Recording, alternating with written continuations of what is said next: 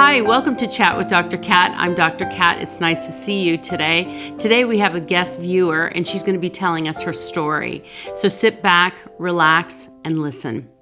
LaShawnda, welcome. I'm listening. Tell me what's going on. Thank you. I actually came on to talk about the murder of my son, Tyshawn James, back in January of 2023. I'm so sorry. Um, that's okay. So Tyshawn was 21 years old. Mm-hmm. It was 8 days away from his birthday. We had planned to go to Vegas and get tattoos and just have a really good time. Um, and the day was January 24th. I can remember the day just like it was I'm yesterday. sure. Yeah. I had went to an appointment. I had came home. He was at a friend's house named Mike that lived around the corner from us. Um, and then we lived in Cleveland's, one of the projects in Cleveland called, um, I can't even remember the name of it. I haven't been over there in a long time. Carver Park. It was Mm-hmm. Carver Park. And it was a decent neighborhood while we Mm-hmm. were there. It wasn't too bad. But Tyshawn would always say, it's time for us to get out of here. And I had a plan. So Mm-hmm. it was like 5 years, we're gonna be out of here. So then I was telling them, like I got some stuff in motion. We're gonna be out of here in a few months, right? And so this particular day, he, like I said, when I came home, he was at his friend's house and he called me and asked me if I had something for him. And I did. I told him to come home. I gave it to him and he went to the store. The store isn't very far from us, the 40th gas station. So he left out with one of his friends, and one of his friends' name is Kennedy. And I kind of like raised him as well, Mm-hmm. with Tyshawn. And so about 15 minutes after they had left out to go to the store, Kennedy came in the house and it was when he came in and he said, Ma. I don't know if you have children, you just know Yes. in the cadence, like you just Mm-hmm. know the certain way they say ma Mm-hmm. that something's wrong or you know what's going on. And when he said my heart instantly dropped. He was like, Tyshawn just got shot. And I was like, wait a minute. I Yeah. dropped everything. I didn't have a phone. I barely had on clothes. I didn't even have on any shoes. Mm-hmm. I got my youngest son and we got in the car and I went to the gas station to see where they had transported him. Mm-hmm. Right.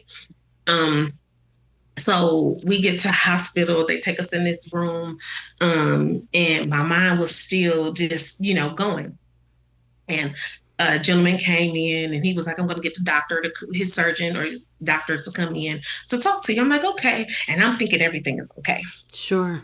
And so the doctor comes in and she was like, well, I did all I could do for your son. And I was like, what do you mean? And my mind just wouldn't let me think what she was saying. Like Sure. I just was so spaced out. And she was like, yeah, I tried all I could, but I couldn't do anything for your son. I'm like, so what are you saying? Mm-hmm. She was like, yeah, he's gone. And I just was, The shock. a calm came over me. I was shocked, but calm. Mm-hmm. Like I said, I didn't have a phone with me. So it was just me, my younger son, and his best friend. And um, I asked the doctor, and I don't even know what made me ask her this, but I asked her, I said, was he, deceased when he got here? And she actually told me, yeah. So that was kind of another like gut punch. Sure.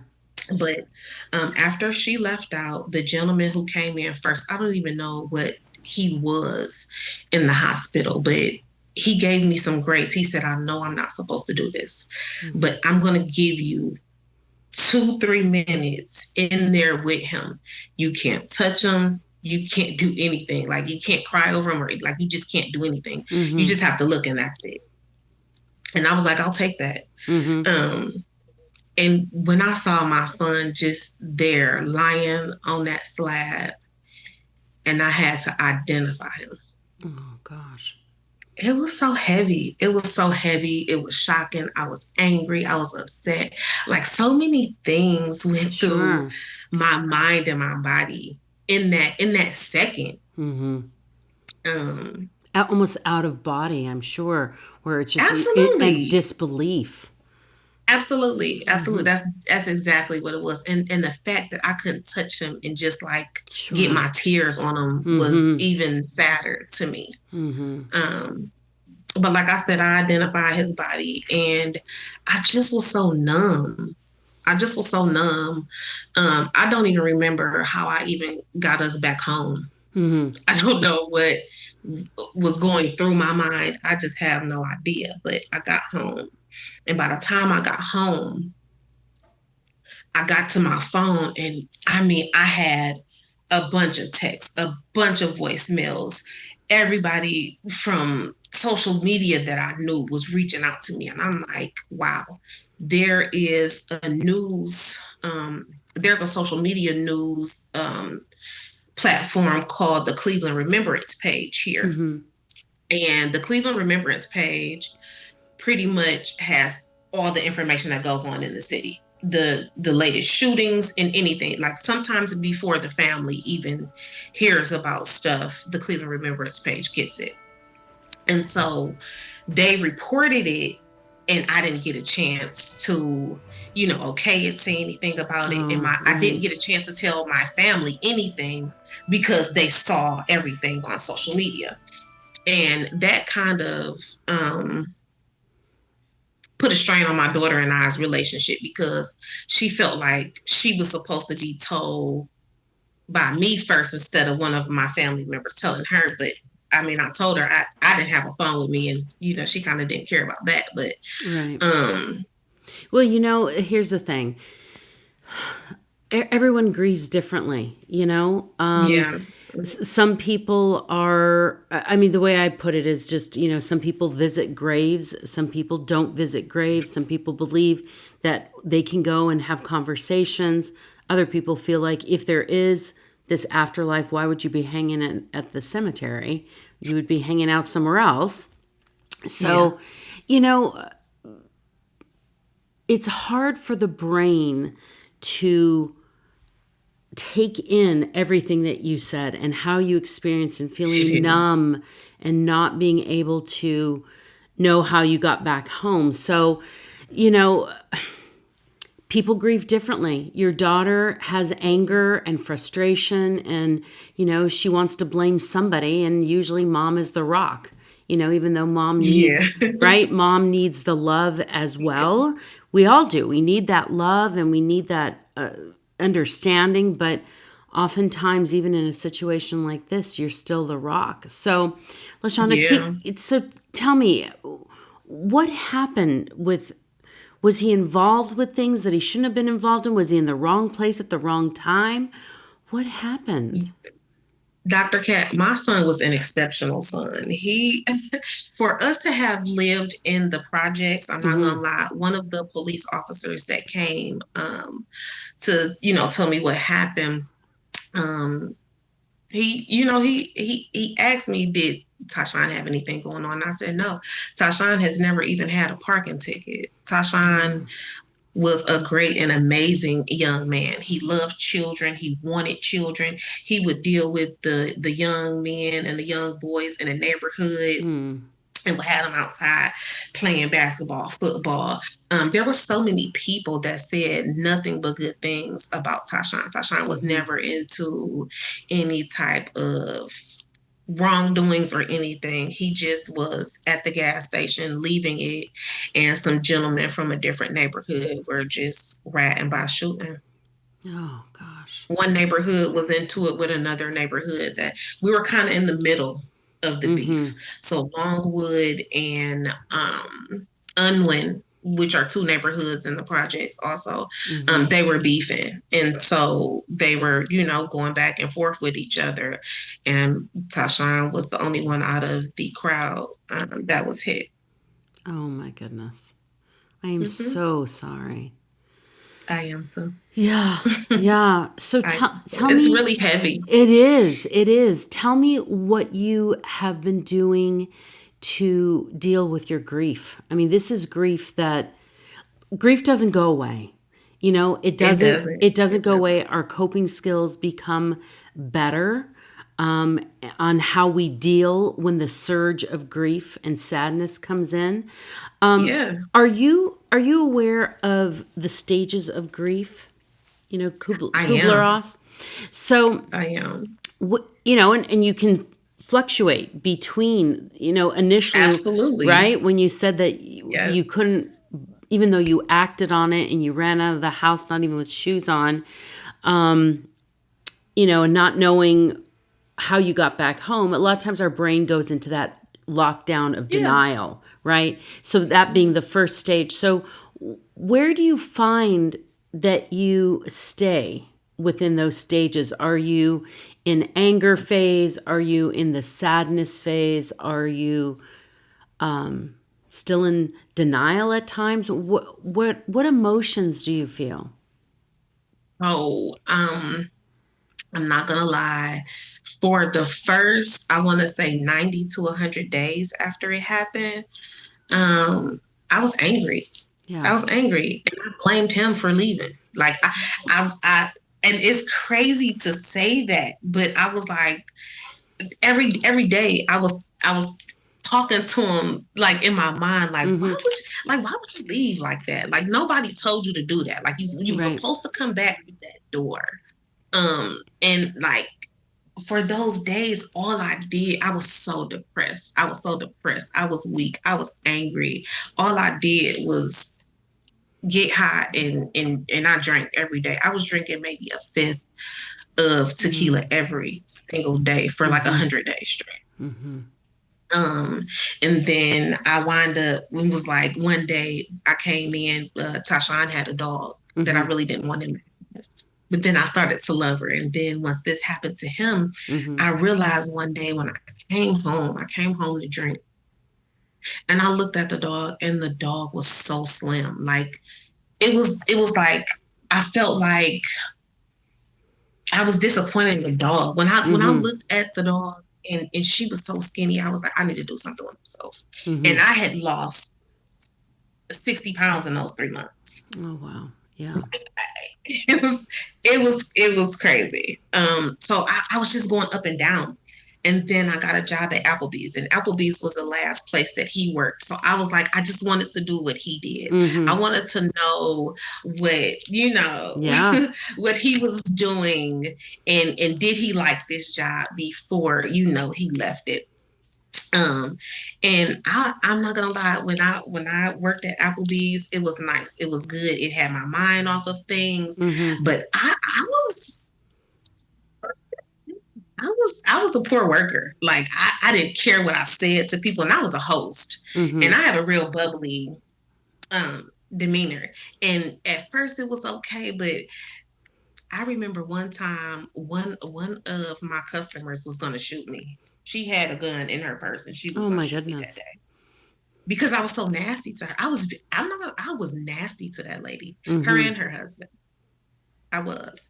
And at that point, like my son was there. I didn't care. I Yeah. didn't I didn't care what I said to anybody. I didn't care what anybody said to me because it was always a comeback and I felt like I was always being attacked. Mm-hmm. I just felt like a victim. I was a victim. Well, And I didn't know how to yes. carry that. I Right. didn't know how to carry You that. didn't know how to carry it. That's a great sentence. I didn't know how to carry it. I didn't know how to carry that weight of the grief. And this is Absolutely. this is what I say to people. I say it not only in my practice, but I say it to people I speak to, that, sometimes when you're up against somebody who is really rude, or you're up against somebody who's cutting you off on the road, or someone is just, terrible to you. I always say, stop for that moment. You have a choice. You have a choice Yes. to be reactive and get angry and feel disrespected, which sometimes you can feel that way. And other times you Mhm. can take a moment and say, I don't know what's going on in that person's life. Like, I don't True. know that the person is that angry or reactive. Something is going on in that person's Absolutely. life. And I think that you are a great example for people who are listening right now, because we don't know. We don't know what's going on with people. We have We don't. no idea. And so, but we become reactive because we put out our own stuff onto other people, and we don't want to be, disrespected. And I talk to people about this all the time. Look, you have a choice to be kind. You have a choice to You do. live our life a certain way. And, the fact that you're so honest about what happened to you, and and you're brave to come on today also. But sometimes it's that kindness. It's that kindness of other people to kind of just give somebody a break sometimes. So after working at Everybody Applebee's, deserves grace. everybody deserves a grace. And you know what? Sometimes walk away, put it out to the universe, put it out to God, whatever you believe in, and just Absolutely. say, you know what? Somebody put a smile on that person's face, because Absolutely. that little bit of grace and tolerance and patience. This is why we have violence right now. We don't have a grasp on our emotions. We just don't. As human beings, we don't have a grasp on our emotions. And we do things out of anger. And sometimes our young people especially, Yeah. let me say this. I think that, once kids turn 18, a lot of families feel like you're grown. You're grown up, but really you're still an adolescent, and our brains, our neocortex isn't fully developed yet until about 26, which controls our impulse, right? Our impulse control. So they get involved in situations, or, I'm assuming they were young men who drove by and, felt like they were being somebody strong and protecting their neighborhood, but they took a life. They were all juveniles. Juveniles, see? I forgot to mention that. They were all under the age of 17. Oh. And they did not know my son. Were they held accountable? They were found and... Well, so they're still searching for 2 to 3 other people. So the gentleman that burned the car that they did the shooting in, he was caught first. Okay. And because he was a juvenile, I couldn't get very much information. But they did say that he was gonna serve time for the arson or whatever. And so that was okay, because to me it wasn't a direct hit. So I was okay with that. I didn't really, it may sound crazy, but I didn't really care about him. But the gentleman who was found with the gun that shot Tyshawn, he also 2 months later shot a Cleveland police officer with the same gun. Oh, goodness. And they wind up catching him and finding a gun on him, and they linked it back to Tyshawn's murder. So he's now serving 25 to life for the shooting of the police officer, but not Tyshawn's murder. Why is the that? The prosecutor said, he wanted to, just let him sit there and not try to put Tyshawn's murder on him yet, because they still wanted to work the angles of these 2 to 3 other guys. So, well, that's where we are. Here's the thing. I don't know where you're at with that, but I would say change your story in your mind, because right now you don't have the control over what's going on. you know? Absolutely. And so And I don't like it. right. I bet. But he's behind bars. Behind bars, Hmm. meaning he's not being able to commit more crime and taking the life of Absolutely. other people. Hmm. Look, the murder of that police officer, which is also horrible, got it to the point where he was caught. Now, I'm not sure Hmm. why they wouldn't have gone in for both. Maybe the other one was more of a, I can make it happen. I don't know. I don't expect to understand the law at this point. But really, psychologically speaking, and getting you through your life is create your own story. Because if you don't create Hmm. your own story, you're going to be stuck in anger. Hmm. Because let me tell you what you've just told me. You would have the right to be stuck in anger for the rest of your life, but you have two other Hmm. children, right? A younger son and a daughter, or Yeah, my daughter, she's 28, and the baby, he'll be 14. okay. So, a mom's role is Hmm. right of the utmost importance. So you have to be there for Absolutely. them. But you have to live with sanity after something so tragic has happened. But you know what, Dr. Cat, that's hard because I'm 3 years in and I still don't know what that looks like. Right. Like I get up most days just existing, Yeah. Well, like not really even knowing who I am and what I'm supposed to do really day by day.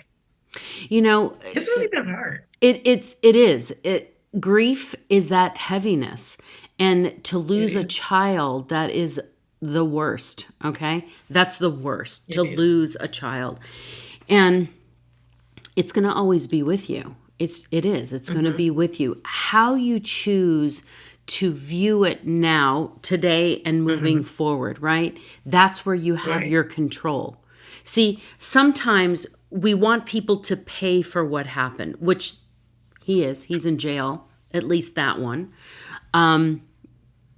And the other one that's involved, right?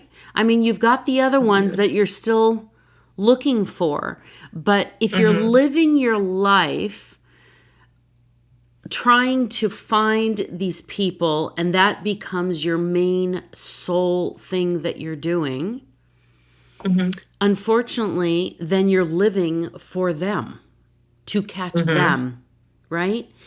Yeah. Instead of living for the two other children and for yourself and to find happiness within this sadness, because the sadness is always going to be there. I wish I could Yeah. take a magic wand. Somebody had a magic wand that I could say, take it away. It's just not.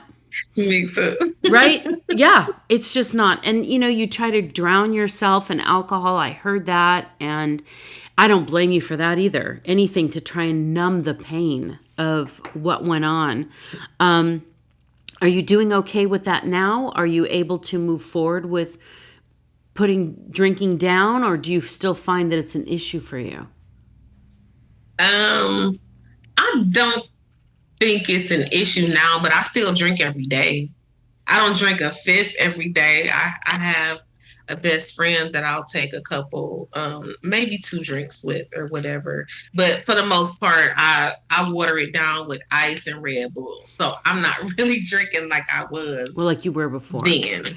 So let So me ask you, why did you decide to stop drinking as much as you did and now you just enjoy a couple of cocktails? What's the difference? what's the difference or what was it? What was the turning point?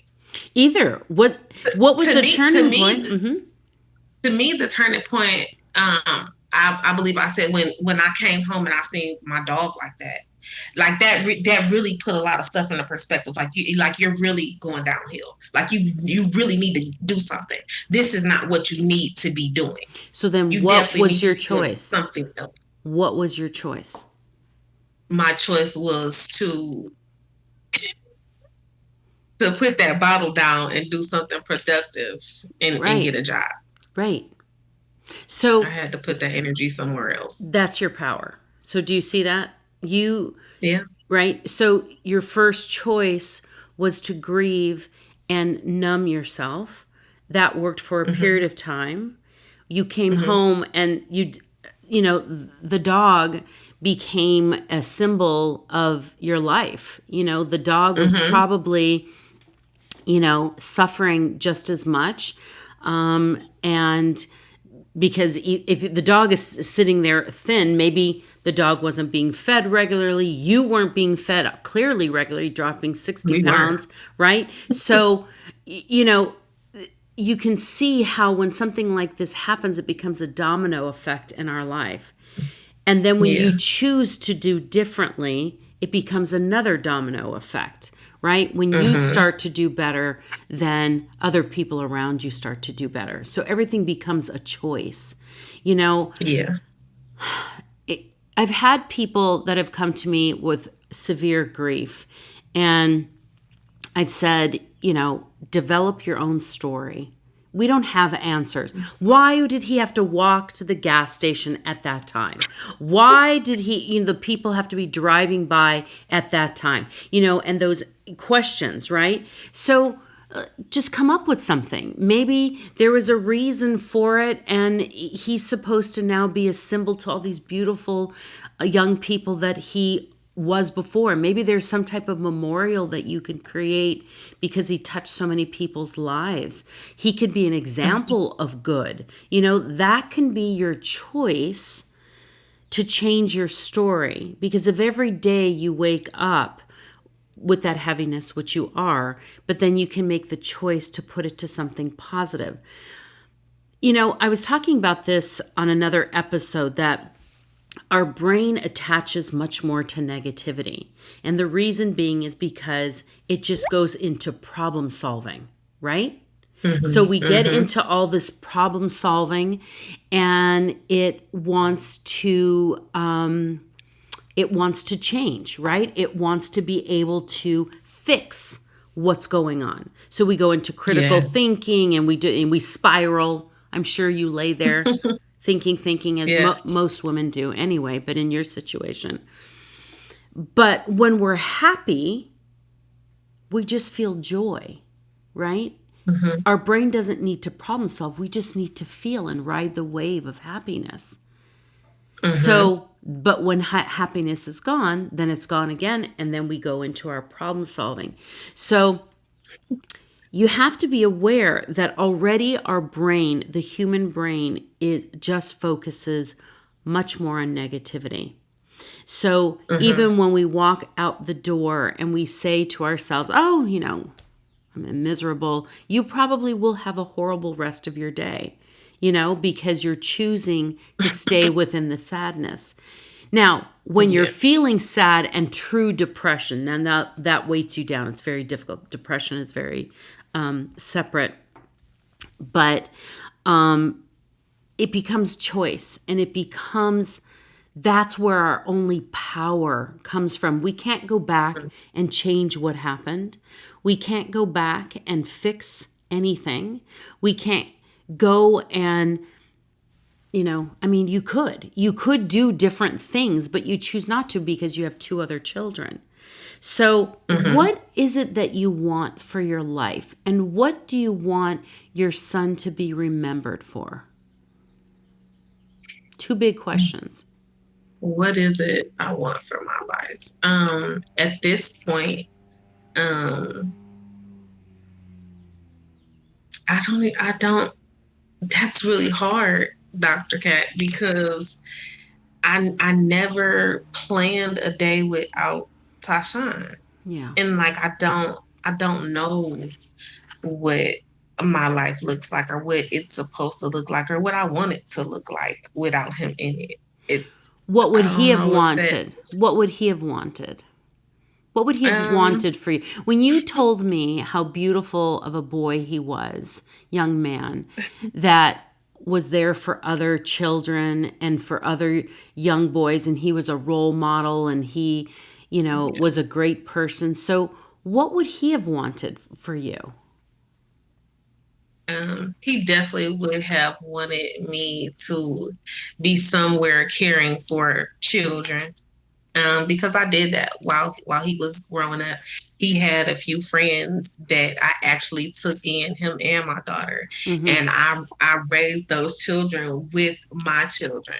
It was just always like that, and those kids still come back to me this day and just be like, I just really appreciate you for, opening up your house, your heart, your family to, me or us, and that's really what he would want me to do, to continue to put my love onto other people. But right now, that's hard. That's hard. I don't want to do that. Right. Well, it's hard because you're Like you're angry. sometimes I just want to be in my grief. Sometimes I want to sulk and just be depressed. Like sometimes I want to do that. And that's okay. But we only have one life. We do. We only We have do. one life. We only have our opportunities that we make for ourselves. And you can remain depressed and sad. And again, if you're really feeling horribly clinically depressed, then definitely seek help because you don't have to feel that way.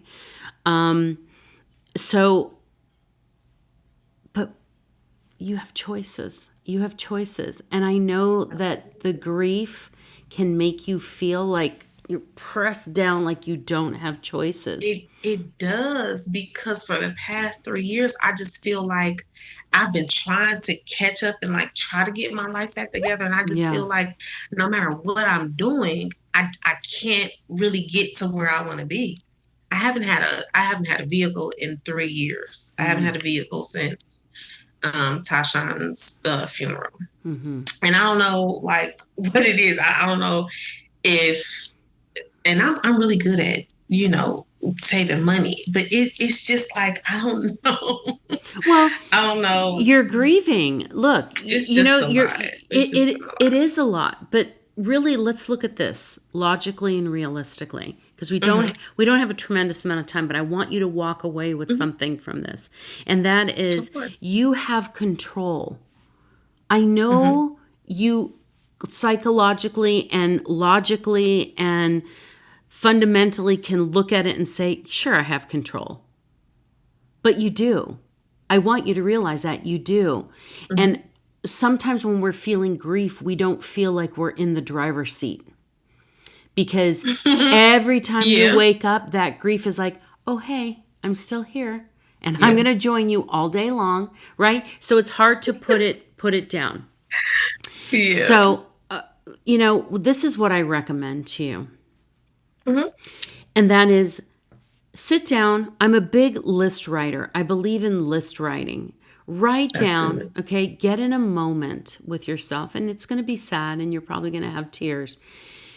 But talk to your son and hear through your heart what you feel he would want you to be doing. Okay? When you say working with children and giving love, that was beautiful. And if that is your gift, because not everyone can do that, if that is your gift, right? Then sit down, feel him in your heart, start writing things down, and then have him witness you. You then make the choice to continue the list of things that you want to do and achieve, whether it's get a car back, start working with children, if you need to find jobs working with children, if you need to continue education, if you need to, whatever it is, and let that start becoming your guiding light. And that every morning when you wake up and you're feeling the weight of the sadness, whether it's looking yourself in the mirror and coming up with a mantra of like, you're powerful. I have choices. I'm going to make good choices. Let me look at my list. This is my guiding light. This is what I need it to be. What am I going to do today? Here's another thing that you said to me in the beginning is you had a 5-year plan of getting out of living where you were at. So that tells me you're a planner, and that tells me that you plan also with time frames. Okay. So list writing is going to be good for you, that you're able to think to the future. Not other people can do that. So the fact that you can do that, you're already ahead of the game. So maybe come up also after you do your list writing, come up with a 5-year plan. What do you want your life to look like in 5 years? And then maybe 3 years. I'm big on this 5-year plan because it's something to look to the future, right? And you start living your life every day to complete that 5-year plan. So in 5 years, 3 years, 2 years, 1 year, 6 months, 3 months, 1 month. So every day you wake up with the goal of completing that 5-year plan. So what do you have to be doing today in order to reach that? But you live every day, right? So what do I have to do today to reach that 5-year plan? What do I have to do today to reach that 30-day mark? What do I have to do to reach that 6-month spot? So what do I do today to get me to fulfill the 30-day, to then fulfill the 6-month, and to fill the 1 year, right? So start writing these things out, because at the end of the day, you have every right to feel sad and angry, wanting to put your focus on getting the people accountable, put in jail, all of those things. But in, say, 5 more years, that time will be lost. And you can still do what you need to. Justice is important, but not at the expense of living. Because I think sometimes, when something tragic happens, we're trying to make reason out of it. So we're trying to make sure, everything is done right and the people responsible are punished, and because they should, but not at the expense of you losing your life. Now your life is gone. Your children don't, your daughter and your son don't have their mom as present as you could be, because you have to be conscious about it because of the grief. Like they're still winning. They're still winning. They're still taking. Yeah. Right? And so move away from that. Use your own control to move away and not allow them to continue to take. Okay. And, the fact that you're telling me that other kids come into your home and they're showing you appreciation tells me about your heart, tells me about how wonderful you are and giving. I think that's the beautiful side to you. And, it's a hard thing when we're angry and we're upset to not show that angry, upset side. Because and you're justified. You are. No one's ever going to take that from you. But what you choose to do with your life now becomes your power, and it becomes the legacy of your son, who sounds like he was an amazing individual. And he was. And plan some type of memorial. Plan something. Put your energy there where, I don't know if you're connected to faith or not, but maybe a church, something where you can share some beautiful things about him rather than the story of the end, right? Let's focus on the positive, beautiful parts, and really lead your life that way. Now, look, easy for me to say, definitely hard to do. But challenge yourself every day to find a purpose beyond the sadness, to find the purpose beyond the anger. Okay. And every morning, wake up. If you have to put little Post-it notes on a mirror that have positivity, maybe little beautiful sayings that your son would have said, saying that your daughter or the 14-year-old says, all of those things, put around so that you wake up with the strength of these beautiful children you've had. So Yeah. make a choice. Make a choice. Move beyond justification of being angry and sad. Okay. Do you see that? Like Yeah. no one's gonna take that. No one can take that. But you have to be in control. And I say have to because you're here today, you're reaching out. That means you don't like where you're at. So choose joy and happiness and creativity. That's where your control is going to be. Okay. And it can be freeing when you start feeling it. Not bad. I wish I could give you a hug. I'm going to give you a hug through the I know, right? through the screen.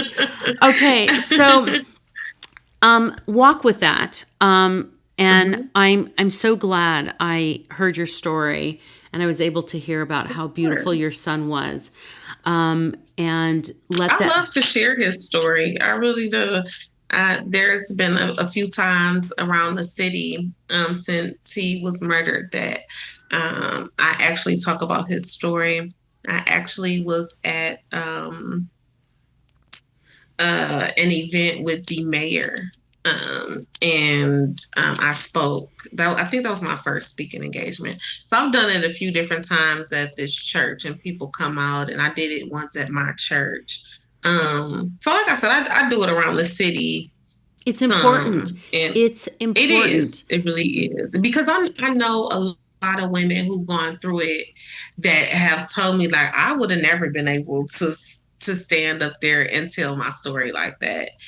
And they would say, like, you're just so strong. And I'd be like, no, I'm really not. Like, but see, I'm really not. But I have to put it. Yes. I have to put my face on. I have to do it because it's not really just for me. It's actually for the next mother to, see that if I could do it, they could do it too. Yes. And Yes. And not only that, how you can get through it. The gift that you're giving to somebody is that you're showing them survival and living with this grief. But not only that, what I think you're also doing is by telling your story, you're putting something in somebody's mind. Maybe there's a boy who's listening, a girl that's listening that's like, oh my gosh, that's real.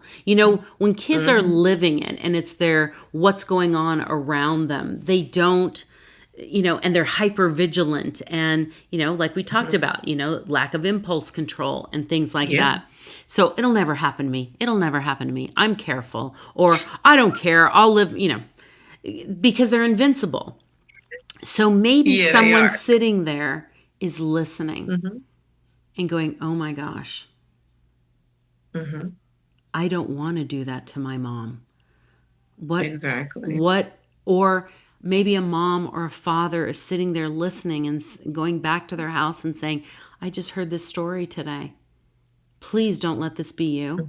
Please. And now a real conversation. So you see, here's again the domino effect. When you get up and speak and you share your story, and like today, people are going to hear your story. And that's important because if they can take your message back to their family and bring awareness, maybe that's stopping that going on in their life. See, it's that power of giving. You're giving your story. You're giving your love to other people and sharing. That's why I said start every day figuring what you can do with your life that you can bring better choices or happiness, especially with children. I think it's wonderful. So do that.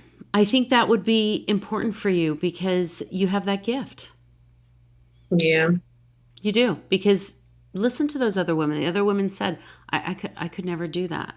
The fact that you can is wonderful. Thank you for today. Thank you for sharing your story.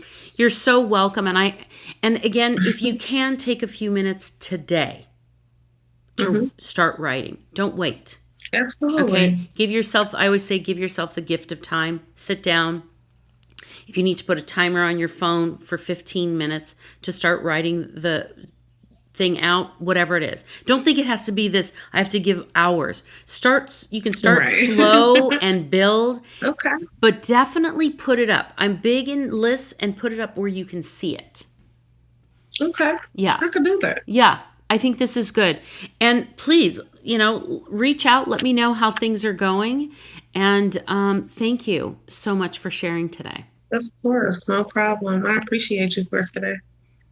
I appreciate you as well. Okay. Thank you, everyone. This has been Chat with Dr. Kat. If you would like to be a guest viewer, please let me know. Reach out. Take the time to really soak in what was said today.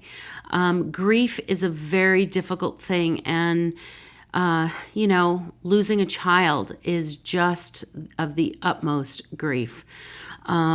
So do what we can to keep our kids safe and protect them. If you know someone who has lost a child, reach out. See if there's something you could do, even sometimes just listening, or leaving them alone for a while, whatever it is. But don't forget that they're going to be grieving for the rest of their life. So it doesn't have to be right after the loss, but a continuous reaching out. Maybe it's getting together, going to dinner. Maybe it's starting a book club where you can sit around and talk. Maybe it's taking a walk at the park. Maybe it's doing something.